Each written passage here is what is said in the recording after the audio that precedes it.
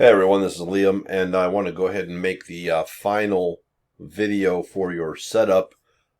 Damien was kind enough to give us the video instructing you how to get to the tool. In the event that you missed it, you actually have to add the tool to your favorites, and then from your favorites you can add to the chart. Then Terrence came through and he went ahead and explained to you the settings so that you could get this color settings and the measurements on time frames, open, close, all that sort of stuff that we needed. And so I'm just going to go ahead and give you the final additions. One thing, this is up to you. We actually over here in the on the vMAX, on inputs, on the sentiment color, you may want to change that. I know that we had discussed it, and Terrence had gone along with the initial guideline with the blue, and then changing that to a different transparency or opacity. You could go ahead and put that to maybe a gray, maybe the secondary gray, or third, even a white with a lowered transparency. Let's see what that transparency I have. About 50. That's what I have mine on. I have mine sentiment on the white with a 50 transparency or opacity. And so that makes that just a little easier to differentiate. Also, Terrence went ahead and changed this here on the color. On the secondary color, I know he lowered his transparency, and that works too. You know what I'm saying? That might be a little. I have mine up a little bit higher, just simply because I really want that to catch my attention, because that's a lot of information there about when you for your early exits, early entries, and continuations or extensions are really there. So that's good to have either way. But definitely, you know, I would like to see you change that sentiment line to a white at 50. Just makes it a little more clear. I had hoped to keep the orange and blue going all the way, but that made this a little hard to discern, so we make that adjustment. The other thing that I would like to comment on is you definitely want to go ahead, and we were doing some comparison things just yesterday, and we had a bunch of indicators on the chart. When in the last video when Terrence set up, we still had the volume on. You want to take that volume and get rid of that. That's not part of the strategy. We don't use it. We don't care about it. Don't pay attention to it. It's irrelevant. You have all the information you need here. There's no reason to give yourself more data that doesn't really change anything. And then also you're going to see that I have up here, I have a couple of extra lines. I've got these two horizontal lines.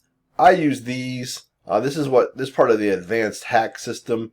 If you're one of the mentoring students, then I can show you that advanced hack. The difference between the advanced hack and just running the system on the signals is sometimes it's only 10 or 15 ticks.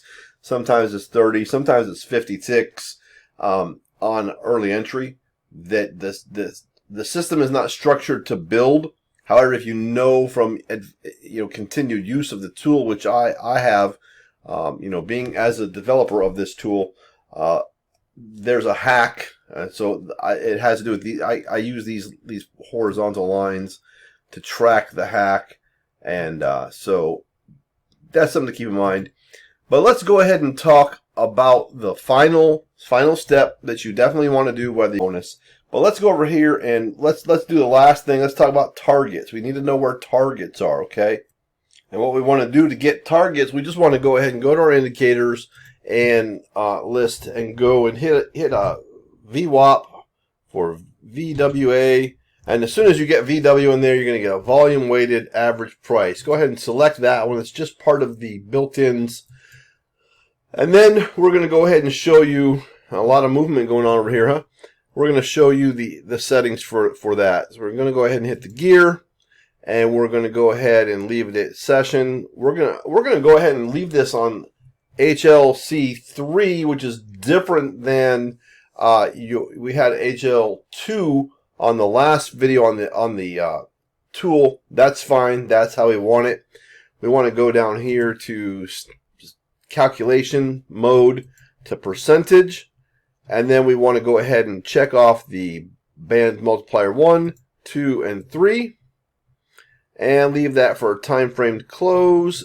Then we want to go to style. We want to leave everything checked. Everything should be checked except for we want to deselect bands fill 1, bands fill 2, bands fill 3. And then what I like to do is, because that's slightly distracting, I like to move all my colors right down somewhere in the 30%, 30, you know, whatever, 30, 35, 25, somewhere down in here. Just because these are not predominant issues. You just want them there. You know, you only need them there just when you're, you know, placing, you know, setting your target. It's okay.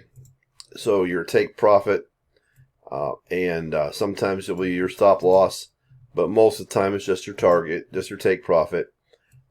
Those are not fixed. They are good guidelines. Again, if you go into the mentoring, I can show you another secondary place to put your targets. That sometimes they're shorter targets, but if you're in an uncertain market, that might be the good thing to do, to have that shorter target. And so there we go. And then we're going to go ahead and get rid of that. We're going to go here, and so that would be it. That's our game. VWAP session, HLC 3 inputs are on percentage, and that is a wrap.